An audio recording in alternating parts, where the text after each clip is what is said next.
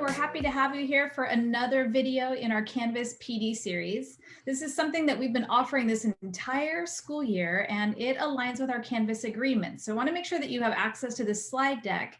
You can see the address on the bottom right there. We have a bit.ly address. If you just type that in and make sure that the C and L are capitalized, because it is case specific, and you can have access to this video plus all the other ones that we have done for all the levels this entire year. My name is Carrie Coonard. I'm in the center. I'm joined by Chris Giles and Nicole Carter, and we're all a part of the digital curriculum team here, and I'm all working to help with Canvas implementation this year. And you can see on this next slide, we have broken down our Canvas agreements, which are linked there as well in this document, into 3 different levels. And we are all the way over in the far right column here. We are at level 3. And today's episode is how to create a department grade level sandbox. So all the way down there, you can click right there on the table of contents and it'll take you immediately to the slide for today. And this is how all of our other sessions have worked. There is a slide for each one, and the video will also be added. So after we're done, we add the video to each one so you can go back through and watch different sessions that perhaps you have missed. All right, we're going to go ahead and get started now. Yeah, so I think what I'm going to do is just dive straight in and show you my dashboard. There's 2 different options when it comes to your sandbox. You are given a district sandbox. I have to go down and find it. You'll see that I have a lot of courses because I actually create a lot of content. And anytime I create new content or I'm looking for things in the commons, I will make a new sandbox or a new course. Oh, here it is. Okay. So one thing I wanted to point out as I go into my sandbox, and this is my district sandbox, this is one that I can't delete. And so that being said, we're going to show you a way to go into your settings and reset your sandbox, because as you'll see, and it probably will fail to load. I'm going to go into my modules here on my sandbox, and I'll just show you that I have, in fact, downloaded a ton of different modules and information from all over. You can see over here by the size of how much stuff is in here. So we're kind of talking about how to put this this session together today, and we were like, well, I need to delete this in real time anyway. So Chris is going to walk me through, and I'm going to go back. It can't even load it, so it clearly needs to be reset. So I'm going to go into my settings. And I'm going to come over here to the right-hand side, and I'm just going to reset my course content. Is that correct, Chris? Yep, that is totally correct. Okay. And that'll be fine, because that just basically means I'm dumping all of those modules that I had previewed and tested out, and I don't need them anymore. But if I come back to my dashboard, oh, go ahead, Chris. I was going to say, just as a precaution for teachers who get courses given to them by us, like a blueprint course, we give courses to you at the beginning of the year. If you reset your course given to you by Synergy, that Synergy Sync, it's going to reset the course settings, everything. So we set it up for you just as an awareness, because some teachers have done that by mistake.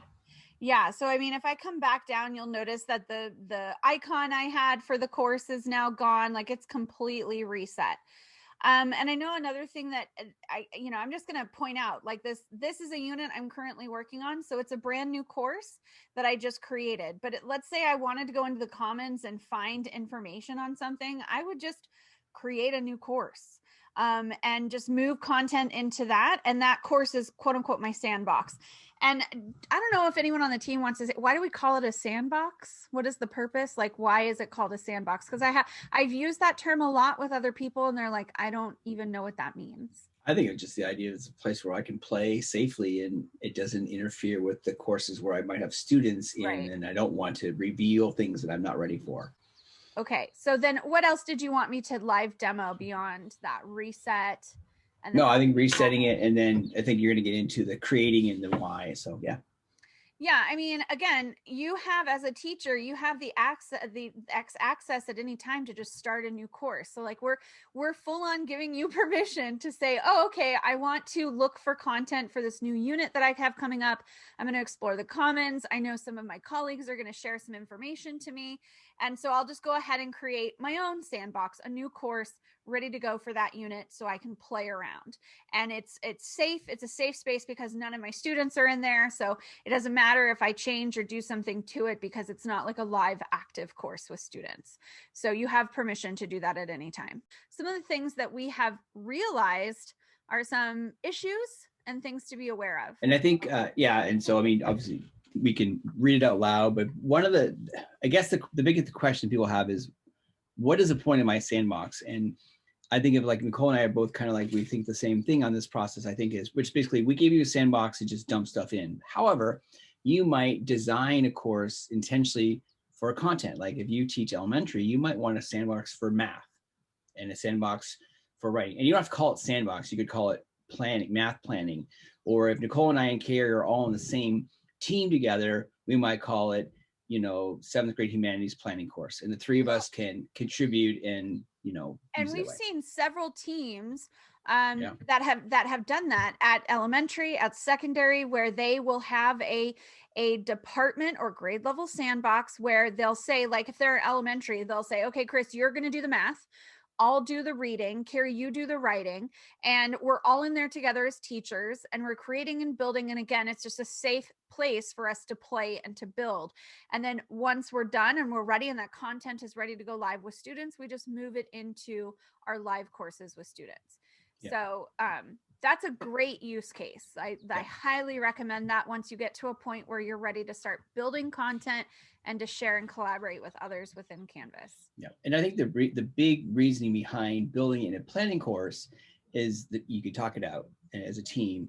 But if you make a mistake and you bring it over into your student course, and you're like, oh my gosh, I need to edit it, delete it and go back to your planning one and fix it and edit it and bring it back in. But it's as simple as move to or send to. You can easily move that content from your planning course. And the reason why I like the planning course is like a team is because if we're all editors, we can import and export stuff from that space easily. I was just asked by a different Chris to go in and look at a health unit he was prepping. And I was like, well, can you just invite me into your course that you're building it in so that I can see it live as you're updating and I can give you some feedback or whatever. And that's another great thing too, is it's super easy for you to invite other people in and, you know, change the restrictions. Maybe you want them to see it as a student. Maybe you want them to be as a teacher so they can edit and see everything. There's benefits to that as well. Go ahead, Carrie. Sorry. That's okay. I know one of the things that we always tell teachers to do is when you're in the Commons and you find something that you think you may want to use with your class is to import that directly into your sandbox first, not going directly into a class that already has kids rostered on there. If there were any issue with it, you have time to kind of iron it out and get it ready before you put it in with kids.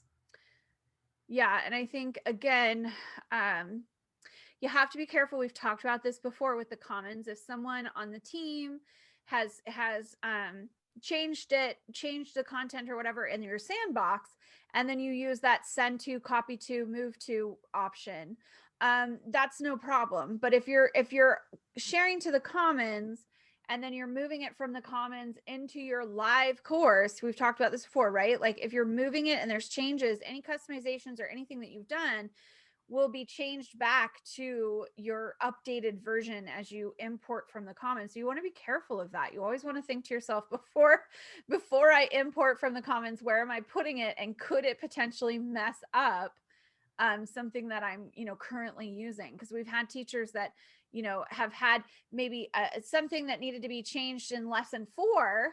They had already completed lessons 1 and 2, meaning students had gone through, submitted assignments, whatever.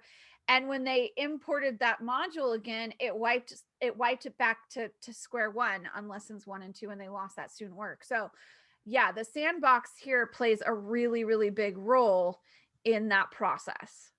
Yeah. And then Chris, I was wondering if you could maybe talk a little bit about outcomes and the issues that we've kind of seen with outcomes. Yep. So if you're a teacher who wants to use next year when we load up our Beaverton targets, you want to use those targets. Canvas calls them outcomes. you can use them in your course. But if you create an assignment and you attach the outcomes to that assignment and then send that to someone, though that assignment comes with those outcomes, and that could potentially interfere with somebody else's course. So a really good, clean way of sharing content is simply build it in your planning course or your sandbox course, and then just send the assignment or share the assignment and let your teacher friend add the outcomes or add a rubric to it. And it's just gonna be easier. You don't have to deal with duplicate outcomes. You don't have to deal with your outcomes being messy. So that's one of the reasons. Again, planning, just the planning course, the sandbox course makes it so that it's a cleaner version, and you don't have to worry about duplicating or causing more confusion in your own course. So, and like we mentioned, in the end, your planning course, if it's a course, it's just full of whatever, I call it fake course all the time because it's just full of stuff, delete it or reset it, and that's totally fine too.